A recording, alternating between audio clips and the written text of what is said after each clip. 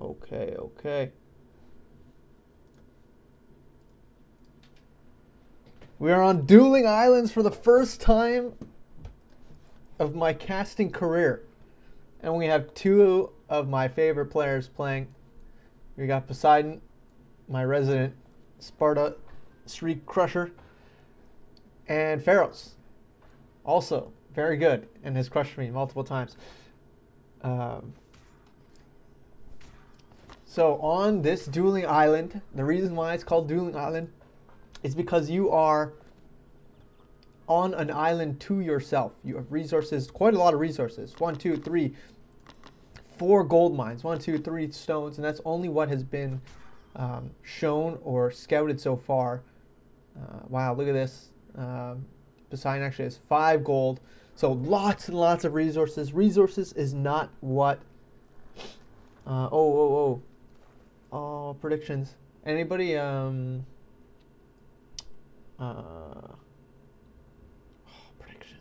Predictions would be so good. Yeah, just text message your predictions. I'll get somebody to be admin after. But yeah, this is going to be a game that is decided by the water. There are multiple islands here with, I'm sure, some more resources and some more wood that you will need to conquer. But it will be about who can get to the second. Oh, sweet. I don't know who set that up, but thank you very much. This will be all about gathering your wood as efficiently as possible, getting to the second age as quickly as possible, and then getting up a docks as soon as you possibly can. Because all, like in Big Island, right? When you do take the docks, oh, and here's the docks from Pharos off to the side. Interesting choice, not out in front. So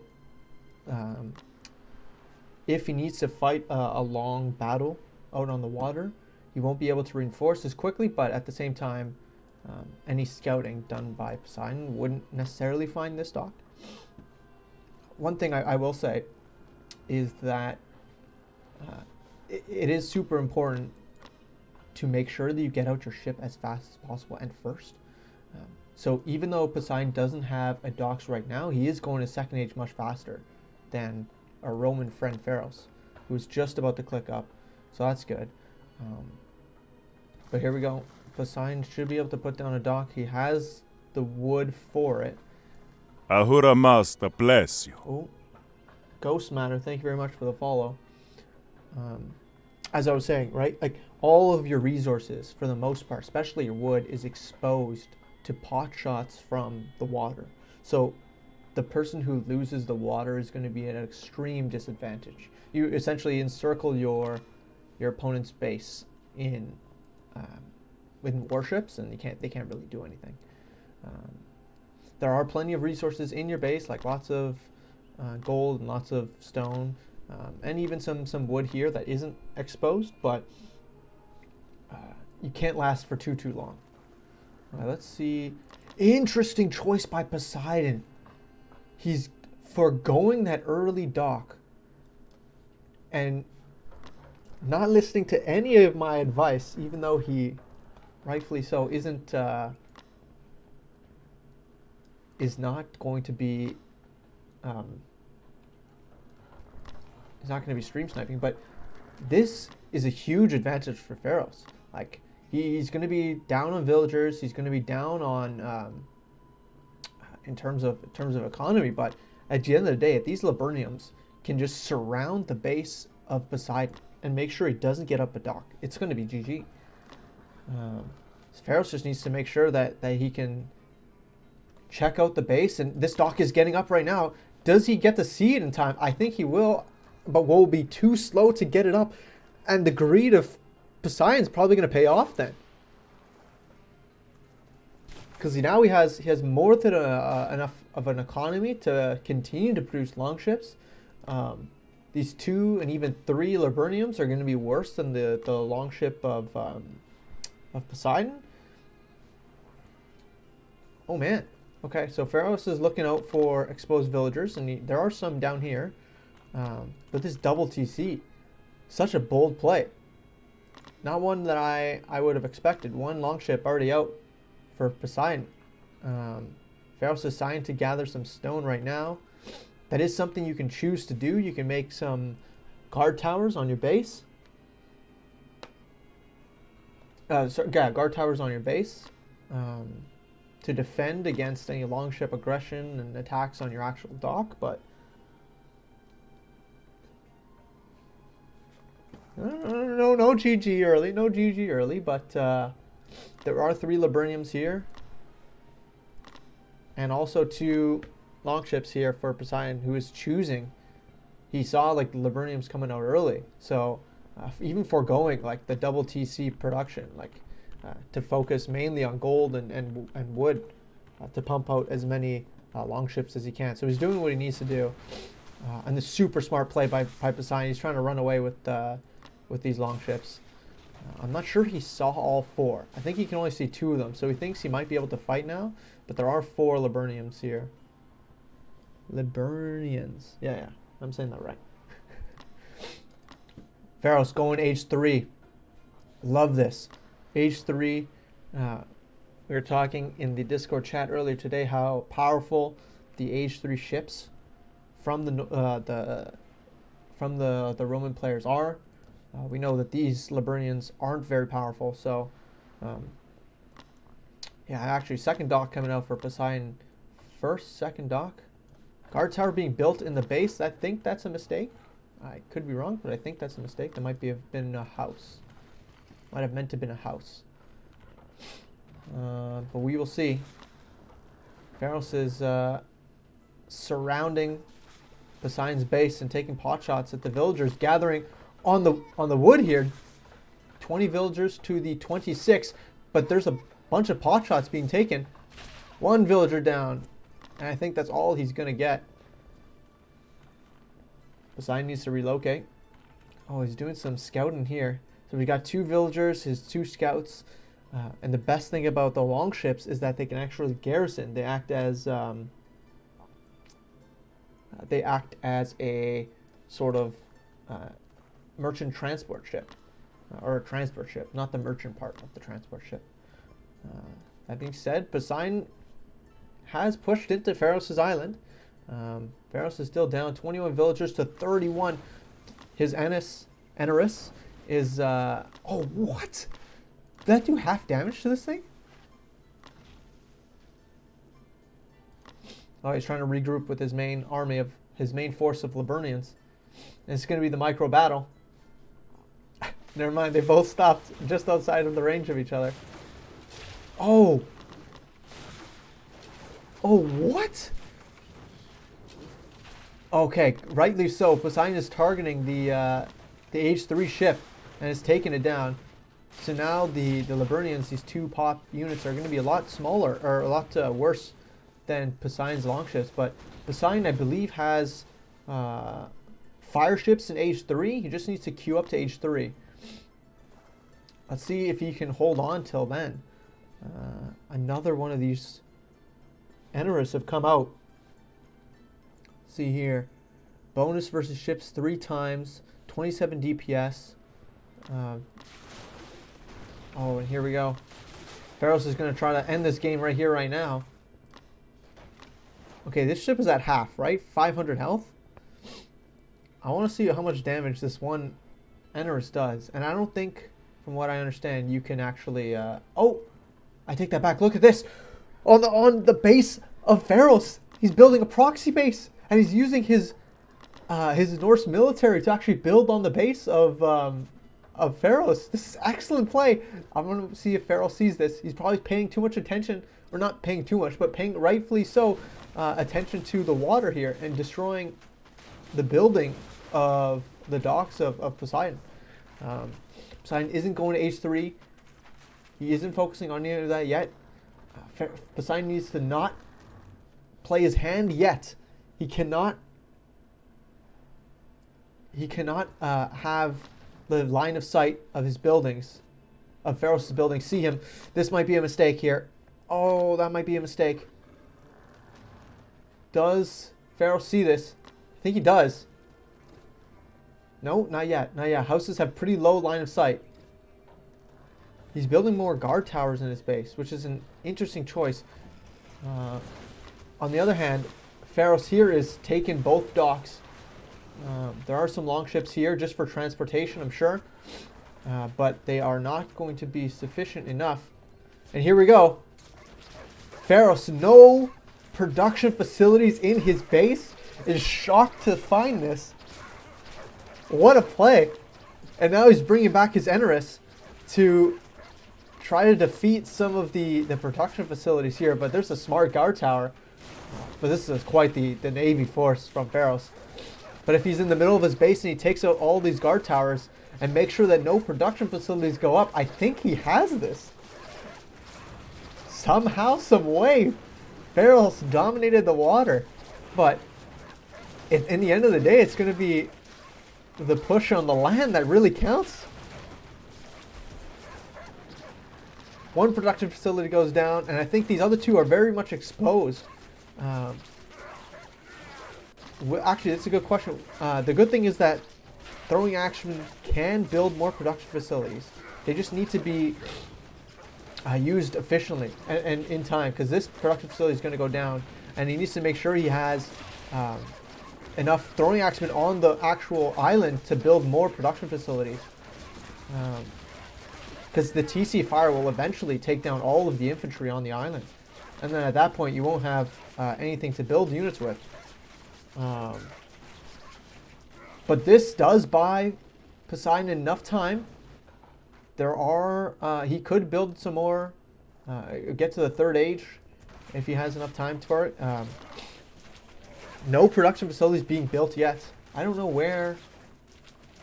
Oh, here they are. Here they are. I was gonna say, where are all of Pharos's villagers on his island? Let's see, 32 villagers to the 55 of Poseidon. So Poseidon can't count him out. His oh no, his navy is looking a lot worse for wear, but that's not what counts in this game. What counts in this game is and Poseidon just sees that there indeed is a force to defend his base here. Oh no, I don't know what he's doing here, but he did manage to sustain 2 throwing axemen, so that should be enough to continue to rebuild over here. And he does have 2 guard towers to defend against any ships. Pharos is secluded to the backside of his base. Poseidon making up a dock right now. Armory upgrades going down, or armor's going down from Poseidon. This is a fantastic game. I'm so glad that we did Dueling Islands. A dock's another second dock's going up for Pharos here. Second TC as well, but he's not, doesn't make any, actually doesn't have any gatherers on food. Surprised he's not making any fishing boats here. He has lots of wood to make fishing boats. He just doesn't have any food income. His food income, his berries have been basically taken over by this guard tower. Poseidon, though, doing a good job of building like farms in his base, so he has lots of food to produce his army from, and his army can build more units. We will see. Pharos is choosing to make Cretan bowmen against the army of Poseidon. I'm not sure that's the best play. The raiders are fairly effective against any ranged play, but I think in conjunction with the navy of Pharos, he should be able to take out all of these guard towers. But the guard towers is essentially what's keeping him in this game. Or else all this navy would have just taken Poseidon out. 31 villagers to 65. Oh, but as Poseidon goes deeper and deeper in his base, these exposed villagers... Oh, wait, what? Yeah, these exposed villagers are going to be juicy targets for this huge naval army of Pharos. Yeah, he needs to run, and just in time. In the meantime, some of the army is being taken out by this force, this navy. This one is set on patrol, so Poseidon can't even get up guard towers to get a foothold on his own dueling island. And without a foothold on the island, what happens is you can't build any docks to build any merchant transports or regular ships to transport any more of your villagers. All right, but Poseidon has quite a number here. I'm surprised Pharos is not. Oh, what is this? Pharos is pulling the reverse Uno card. He's going with a merchant transport with some villagers, 6 villagers, to build on Poseidon's island. A siege workshop. A siege workshop on Poseidon's island. And he has no production here. Oh my god, this is going to be devastating for Poseidon, who just now is getting up a dock and is trying to do something with it. I think this might be a timer issue. Poseidon might actually get the TC. Oh, there's another TC going down here. So I think if that's the case, these battering rams are going to come out super quickly for Pharos. And just in time before he gets pop capped by destroying that, by this TC getting destroyed. Oh my goodness.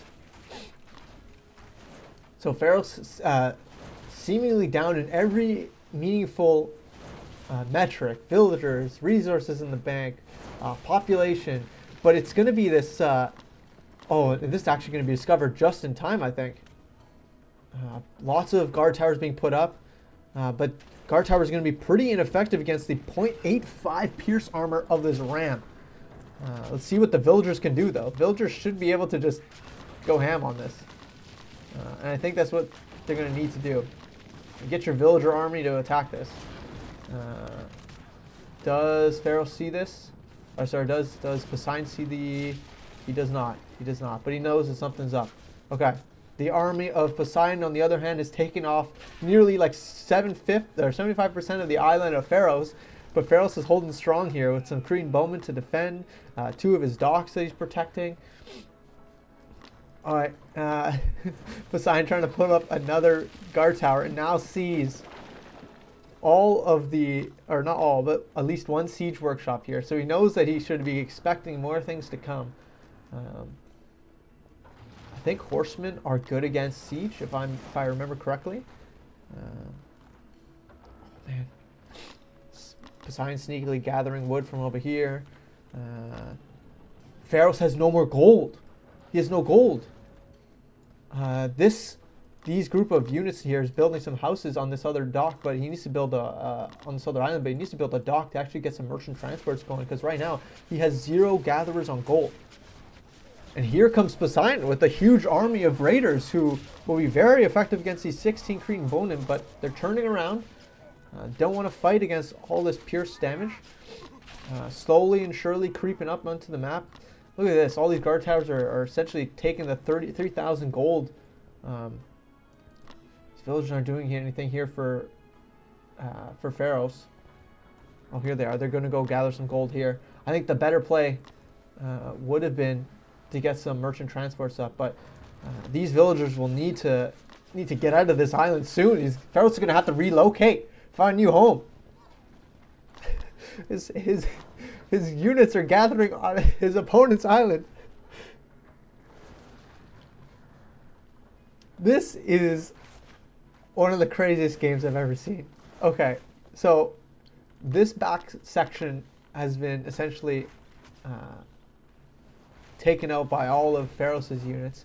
The navy of Pharos remains strong. No more docks here for Poseidon, but somehow he is pushing into the base of Pharos' island. Pharos choosing with his last remaining gold gatherers to build some more battering rams. Okay, the raiders are getting all up in the Cretan bowman's business. And the melee damage from the front. I think Pharos mistakenly built some battering rams, or maybe not mistakenly. He actually built them to try to take out some of the guard towers here, but it's not going to be enough. Oh, and here we go. We actually do have some merchant transports, but it's it's to the island of Poseidon instead of this island over here. Throwing Axeman champion in the queue for Poseidon, and 1 town center going down. All the remaining army or navy from Pharos is coming here to defend, but it won't be enough, I think. The Auxilia camps are coming down. We got some actual Farbajor coming down on the field. Oh man, and even though the army is going to be destroyed by majority of Pharos' navy, I think that's going to be it. Thank you for watching. That was insane. What a game.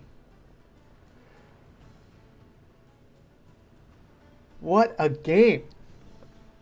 Pharos says, I should have guessed why he picked Norse. And I thought it was... I was also thinking it was for some sort of like proxy raid, but to assume, like, look at what Pharos was doing in the base here. Poseidon got off just enough production here in his base to defend this, but man, Pharos with the solid surrounds. I really thought he had it, especially when he put out his Liburnians out faster than Poseidon. Poseidon being greedy and going to the second age and getting a town center. Man, what a great game. What a great game.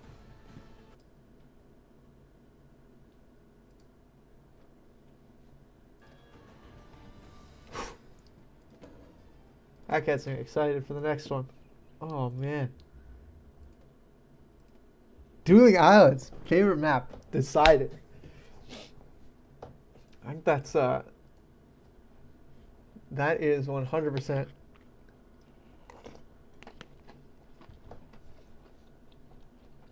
My cereal's soggy now. Yuck.